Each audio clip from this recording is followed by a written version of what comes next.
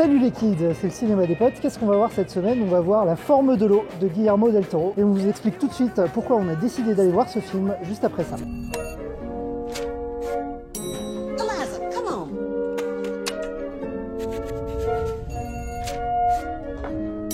Eliza, hurry.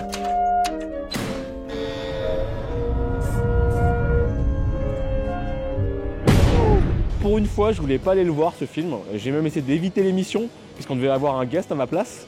Je devais même pas être là. J'y vais globalement à reculons. On peut même pas vraiment dire que j'aime pas Guillermo del Toro. C'est juste que j'ai jamais été attiré par ce réalisateur. Alors pourquoi j'ai envie d'aller voir ce film? D'abord parce que contrairement à Maximus, moi je suis très attiré par Guillermo del Toro. C'est vrai que j'aime beaucoup son univers, sa vision des choses, son esthétique un petit peu morbide, complètement fantastique, j'adore. J'ai pas vu tous ces films, j'ai vu les deux Hellboy et le Labyrinthe de Pan. Et les deux Hellboy, bon c'est un souvenir lointain, mais je me souviens que j'avais bien aimé. En revanche, le Labyrinthe de Pan, même s'il est très très beau esthétiquement parlant et qu'il est quasiment réprochable même dans la réalisation, j'avais trouvé un petit peu too much dans la noirceur. C'est un film où déjà on souffrait et il rajoutait plein de couches de souffrance par-dessus et je trouvais que c'était vraiment too much. Je crois que j'ai vu tous ces films sauf ces deux premiers. J'ai pas vu Mimic, j'ai pas vu Chronique, j'ai vu tous les autres. J'avais envie d'aimer Hellboy mais j'ai jamais vraiment été totalement pris par ce film alors qu'il y a tout pour me plaire. C'est très bizarre. Pacific Rim, ça m'avait pas du tout laissé un souvenir impérissable. C'était sympatoche, mais pas ouf. C'est un gars qui a un univers, qui a un certain savoir-faire et qui est assez apprécié de certains fans. Clairement. Je trouve qu'il pond toujours des histoires assez originales quand il s'occupe du scénario, et là c'est un film sur lequel il s'est occupé du scénario, donc ça m'attire d'autant plus. Science-fiction, drame, idées un petit peu philosopho-humanistes et tout, ça devrait m'attirer, et ben non. Les images me parlent pas, ça me parle pas, j'ai pas envie. J'ai un problème avec l'écriture de Del Toro globalement. Sa façon de raconter les histoires, ça marche jamais vraiment totalement pour moi. Ce scénario justement qui a l'air assez inspiré de la science-fiction des années 60, qui se déroule dans les années 60, je trouve ça encore un plus pour ce film parce que c'est vraiment une période où la science-fiction a posé les bases de ce qu'elle est aujourd'hui. Après, on parle souvent des réalisateurs pour leur travail de réalisation, mais il y a aussi des réalisateurs qui sont de très bons producteurs. Et je voudrais saluer Monsieur Del Toro pour avoir produit un très très beau film d'épouvante qui est L'Orphelinat. Voilà, je voudrais le souligner, depuis le temps que je veux le placer celui-là. C'est compliqué pour moi d'expliquer pourquoi je suis pas attiré par le cinéma de Guillermo del Toro, alors que je devrais l'être. La forme de l'eau, j'ai à peine vu la bande-annonce, justement je voulais me garder un certain mystère. Il y a une grosse hype autour, apparemment c'est un très bon film de Del Toro. J'ai le petit espoir d'être charmé par ce film, de me laisser surprendre. Il y a une espèce de buzz, Oscar, 13 nominations, blablabli, blablabla. Moi franchement j'en ai rien à battre.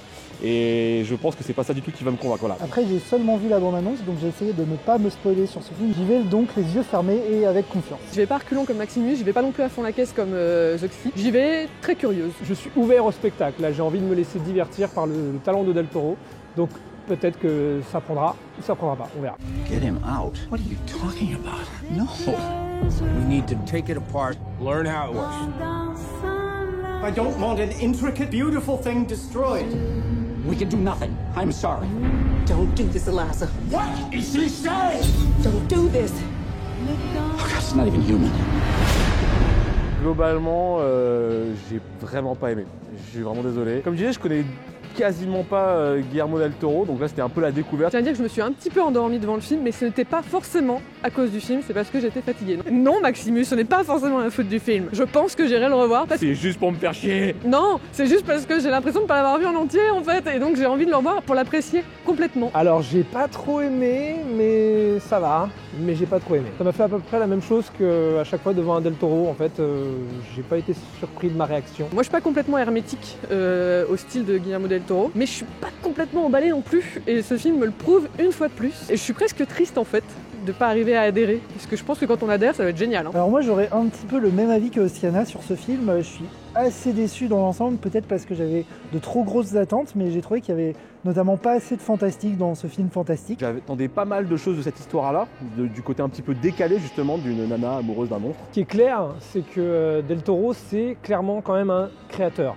C'est quand même un visionnaire, il y a quand même beaucoup de vision dans le film. J'ai trouvé qu'il y avait beaucoup de détails dans l'installation de cet univers qui était hyper pertinent, qui était assez bien vu. Toute une première partie, moi toute l'exposition, j'ai adoré. J'ai aimé la réalisation, le montage, tout, la musique, tout était vachement bien. Pendant la première moitié du film, j'étais assez enthousiaste comme Siana, j'ai trouvé que l'exposition était vachement bien faite. Je trouve qu'il y a vraiment de très très bonnes visions, il y a une originalité, il y a une fraîcheur incroyable dans ce qu'il fait. Il fait des belles lumières, des beaux plans, il a des bons acteurs, des beaux décors, machin, mais il ne sait pas créer de suspense, il ne sait pas créer de tension et il ne sait pas créer d'émotion. Alors je sais pas s'il a été inspiré par Jeunet et Caro ou si il a un style similaire. Mais moi j'aime beaucoup. Je trouve que Jean-Pierre Jeunet, il fait un petit peu aussi dans les broufs, mais il a quand même un vrai sens de la dramaturgie qu'il sait utiliser quoi, pour créer des émotions, pour raconter une histoire. Je pense que si on n'aime pas Del Toro, effectivement on va pas aimer ce film parce que là c'est du pur jus quoi. Le côté poétique, très visuel, voilà, très assumé. Mais c'est du cinéma pour moi, donc ça ne me dérange pas que ce soit complètement assumé et voilà. Et c'est vrai que dès les premières minutes du film, j'étais un peu comme ça, genre c'est très poétique cette musique, ces décors machin, mais il y avait un peu un côté tiens, bouffe là ma poésie, tiens, tu kiffes ma poésie. Et moi j'étais genre oulala, non mais oui, mais merci la poésie, mais tu racontes quoi en fait? Et effectivement, je comprends mieux pourquoi je suis pas attiré, parce que je me suis rendu compte que dans ses choix artistiques, de cadrage, de couleurs, de plein de choix, en fait, il fait l'opposé de ce que moi j'aimerais avoir. Il bouge sa caméra sans aucune raison, c'est-à-dire que la caméra bouge tout le temps, fait des beaux mouvements, c'est joli, mais il ne réfléchit jamais à tiens, je vais mettre ma caméra pour créer ça ou faire ça. Non, c'est juste c'est beau, c'est comme ça bouge tout le temps, voilà. Il y a toujours ce truc chez Del Toro de la générosité. Ça, ah tiens, regarde mes mouvements, regarde comment c'est trop beau, nanana, mais en attendant, ça sert à rien. Si tu produis aucune émotion derrière, ça sert à rien. C'est pas parce que tu fais une histoire fantastique avec un monstre, avec des trucs un peu décalés, qu'il faut envoyer tout le réalisme banané, genre c'est pas grave, on s'en fout, les gens vont accepter parce que c'est différent, etc.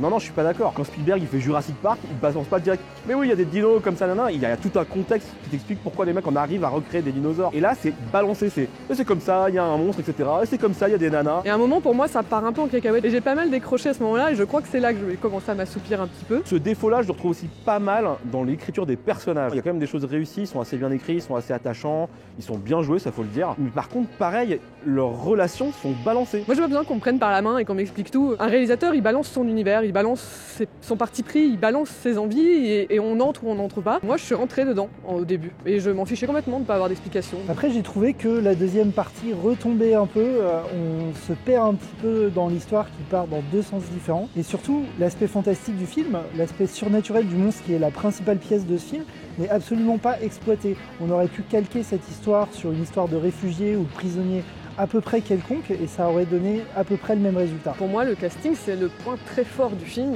Vraiment, ils sont tous très bons. J'aurais même pas de mention spéciale à donner parce que je trouve qu'ils sont un peu tous au même niveau, que ce soit les premiers et les seconds rôles. Sally Hawkins, c'est une belle découverte. Même la créature, surtout la créature, je crois que c'est Doug Jones, l'acteur. Pour moi, il est assez exceptionnel en fait. Dans les aspects un peu plus positifs du film quand même, alors je l'ai dit un petit peu rapidement, mais c'est vrai que les acteurs jouent très bien. Et par contre, alors encore une fois, je vais être complètement d'accord avec Sienna, c'est que les acteurs sont magistraux.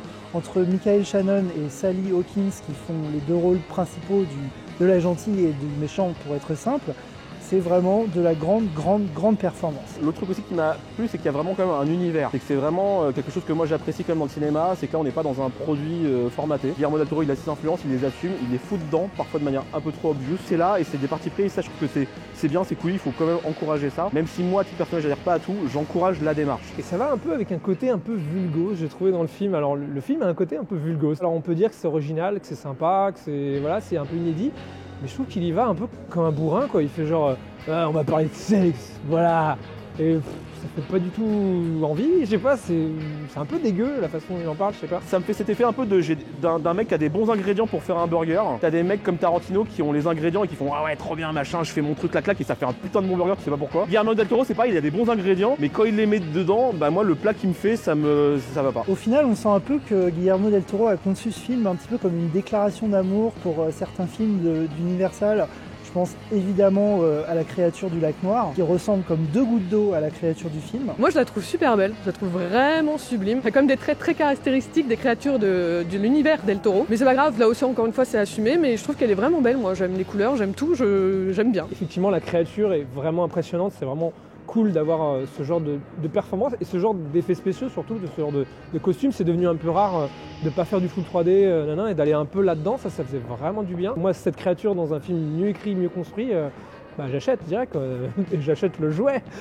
Juste un mot sur la musique, parce que moi je l'ai trouvé vachement bien. Alors bon, c'est pas un petit débutant, c'est Alexandre Desplat qui fait à peu près 90% des musiques de films avec Hans Zimmer et puis John Williams. Et puis, voilà, ils sont 4 je crois à tourner en ce moment. C'est toujours très bon je trouve et il s'adapte toujours à l'univers et je la trouve vraiment belle la musique. Il y a vraiment des beaux moments. Si vous aimez Guillermo del Toro pour son univers fantastique, c'est peut-être pas le film pour vous parce que c'est pas là qu'il est le plus développé et le mieux amené. Mais si vous voulez voir une petite histoire d'amourette sympa entre une créature et une femme de tous les jours, c'est pour vous. Conclusion, alors moi je suis très mitigée. J'ai un côté un peu triste de pas être rentré dedans. Après, c'est comme ça, c'est le cinéma, hein.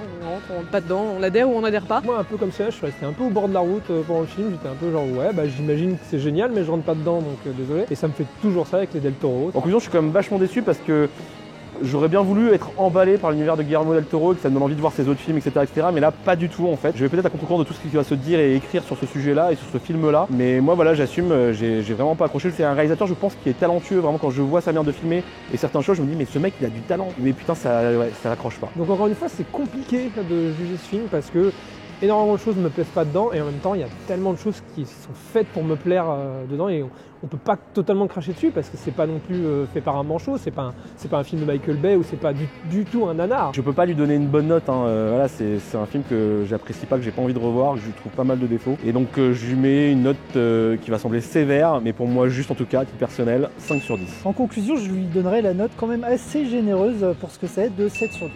Je vais lui mettre 6 sur 10.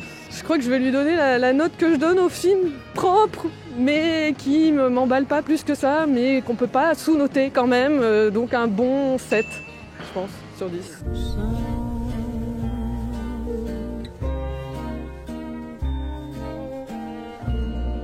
Alors si vous aussi vous n'arrivez pas à rentrer dans les films de Del Toro et que vous trouvez ça un peu vulgos, vous pouvez mettre un pouce bleu sous la vidéo, ça nous fera grandement plaisir.